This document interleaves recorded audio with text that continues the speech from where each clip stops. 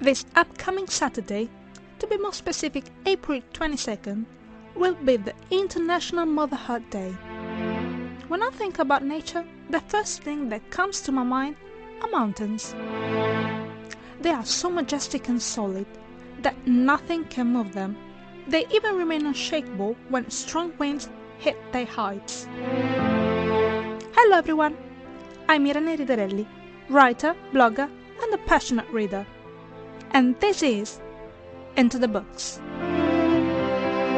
If when I said strong winds and heights, your mind, like mine, has immediately thought of that masterpiece called Wuthering Heights, we are definitely on the same page, or rather, in the same book.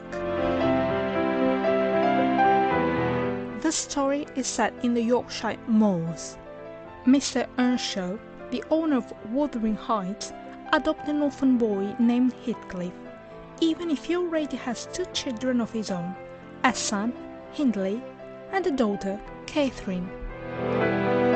The young girl soon falls in love with Heathcliff, while her brother Hindley feels only hatred for his new brother, as Mr. Earnshaw loves Heathcliff more than his own son.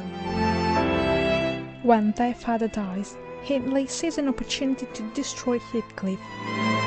From that moment on, his behavior towards his adopted brother becomes almost cruel, and Heathcliff silently put up with Hindley's wickedness until the day he discovers that Edgar Linton is in love with Catherine.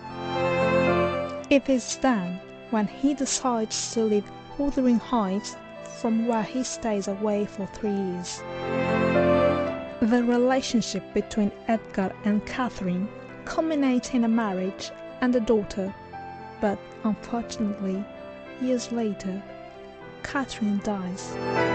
Hindley also becomes a father, but in addition, he turns into an alcoholic, and this weakness is perfectly exploited by Heathcliff, who, upon his return home, is determined to take revenge on all those who treated him badly. His plan is to become the owner of Thrushcross Grange and Wuthering Heights, and Hindley, due to his drinking problems, becomes the perfect target. Heathcliff lends money to Hindley, and soon after becomes the owner of Wuthering Heights because Hindley dies without being able to repay the debt, which was too large to be paid. The first part of Heathcliff's revenge plan is done. Now, his next aim is Edgar. Heathcliff marries Isabella Linton, Edgar's sister, because she is the key to put himself in line to inherit Thrushcross Grange. There is no doubt that Heathcliff still loves Catherine, and that is why he treats Isabella so badly. She can no longer live with him, so flees to London, where she gives birth to Linton.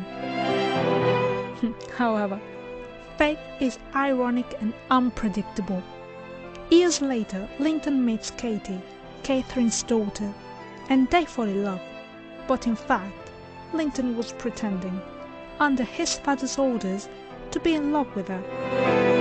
Sometime later, Heathcliff forces them to marry, as his last resort to take control over Thrushcross Grange.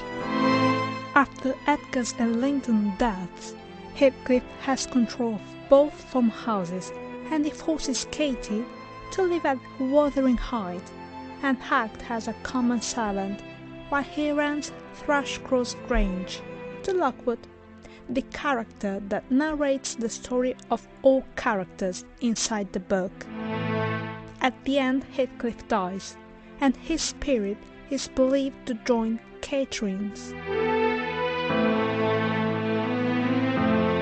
Even though this is the only Emily Bronte's novel, this book soon became a landmark in the literature of the 19th century. If you want to know why Virginia Woolf said that, Emily Brontë must have burned her brain on the moors, or wandered moaning in the streets, driven mad by the torture of her own talent inflicted on her. read this book.